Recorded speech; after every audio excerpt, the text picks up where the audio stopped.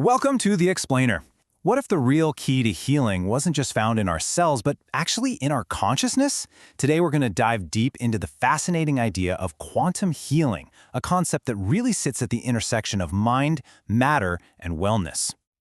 And that brings us to this huge, central question, the one that's really at the heart of our explainer today. Can your consciousness, your thoughts, your intentions, can they actually reshape your physical reality?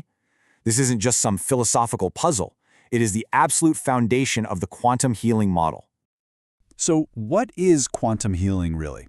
Well, it asks us to see the body in a completely new light.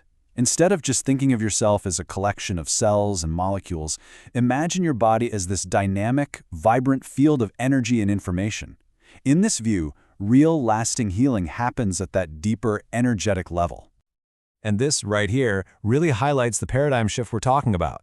You see, the traditional view kind of sees the body as a complex machine. If a part is broken, you fix or replace the part.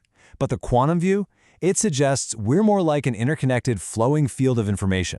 And that's a huge distinction because it completely changes where we look for the source of both illness and wellness.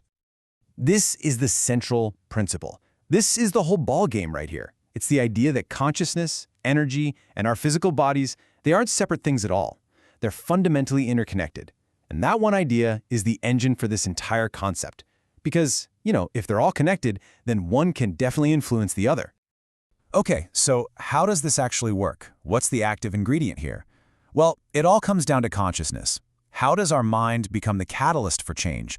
How can our intention even begin to shape our physical reality? Let's get into it. So this idea is actually borrowed from a pretty strange principle in quantum physics called the observer effect. In the quantum world, the very act of observing something can change its state. It's wild. The theory here is that our focused thought acts as that observer, influencing the field of possibilities within our very own body. So by directing our intention toward health, we might just be able to promote real, regenerative shifts. And this energy field we keep talking about, it has a name, the Biofield. You can think of it like an energetic blueprint for your physical body. From the quantum healing perspective, this blueprint is the master regulator of your health. So the thinking goes, if you can correct an error in the blueprint, you can actually affect the physical structure it creates. All right, so if we're influencing this biofield with our consciousness, what's the end game? What state are we actually trying to achieve? What's the goal? The goal is a state called coherence. And here's a good way to think about it. Imagine an orchestra where every single instrument is perfectly in tune and playing in total harmony. That's coherence for your body's energy field. It's all about repatterning that internal blueprint to get rid of any noise or dissonance and just restore the body to its natural, balanced, harmonious state. I know. This all might sound very theoretical, right? So how do people actually put it into practice? Well, it's often integrated with other wellness techniques. Let's take a look at how this theory gets applied in the real world.